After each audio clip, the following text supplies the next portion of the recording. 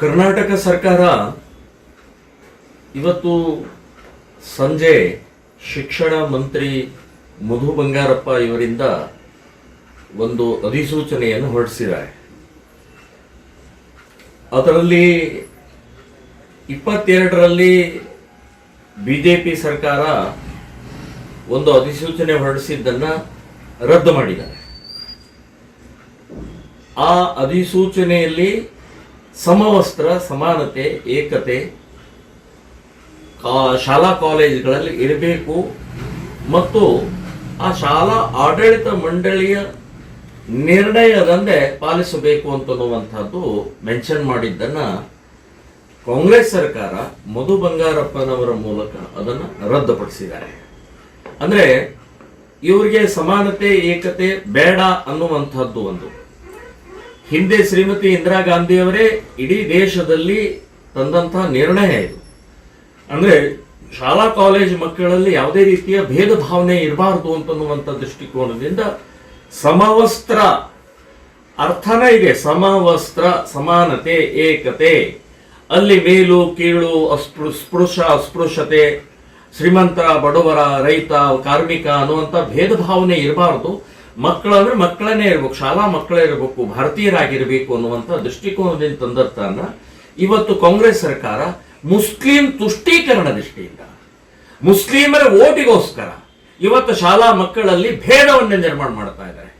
ಶಾಲಾ ಮಕ್ಕಳಲ್ಲಿ ಒಡಕವನ್ನು ನಿರ್ಮಾಣ ಮಾಡ್ತಾ ಇದ್ದಾರೆ. ಇವತ್ತು ಹಿಜಾಬ್ ಹಾಕೊಂಡ್ ಬರ್ಬಹುದು ಅಂತನ್ನುವಂಥದ್ದನ್ನ ಇವತ್ತು ಡಿಕ್ಲೇರ್ ಮಾಡಿದರು.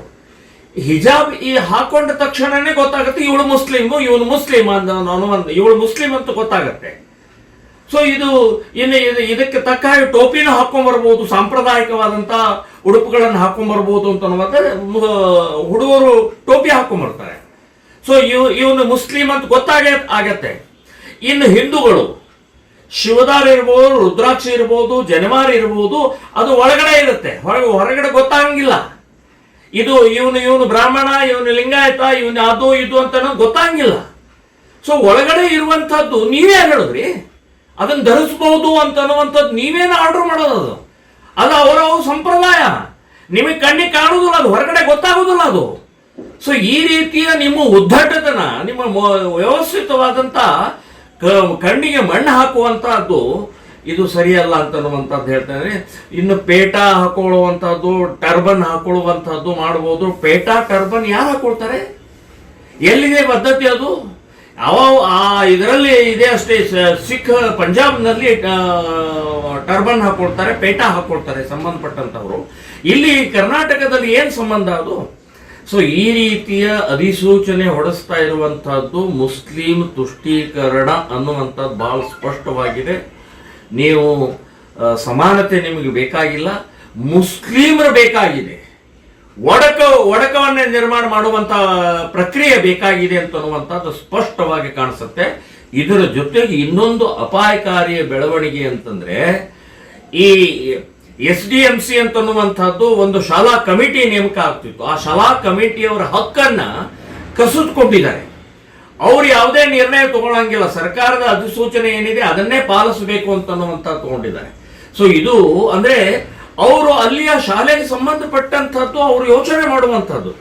ಈಗ ಅದನ್ನೇ ಅವ್ರ ಹಕ್ಕನ್ನ ಕಸ್ಕೊಳ್ಳೋ, ಹಾಗಾದ್ರೆ ನೀವು ಅಲ್ಲಿ ಕಮಿಟಿ ಮಾಡೋದು ಯಾತಕ್ಕೆ?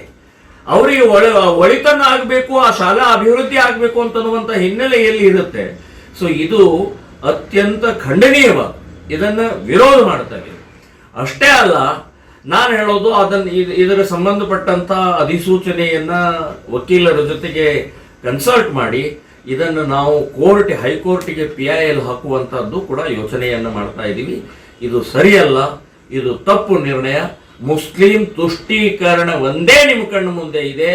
ವಿದ್ಯಾರ್ಥಿಗಳು, ವಿದ್ಯಾರ್ಥಿನಿಯರಿಗೆ ಅಭಿವೃದ್ಧಿ ಆಗಬೇಕು, ಸಮಾನತೆ, ಏಕತೆ ನಿರ್ಮಾಣ ಆಗಬೇಕು ಅಂತನ್ನುವಂಥದ್ದು ಇಲ್ಲ ಅನ್ನುವಂಥ ಸ್ಪಷ್ಟವಾಗಿ ಗೊತ್ತಾಗುತ್ತೆ.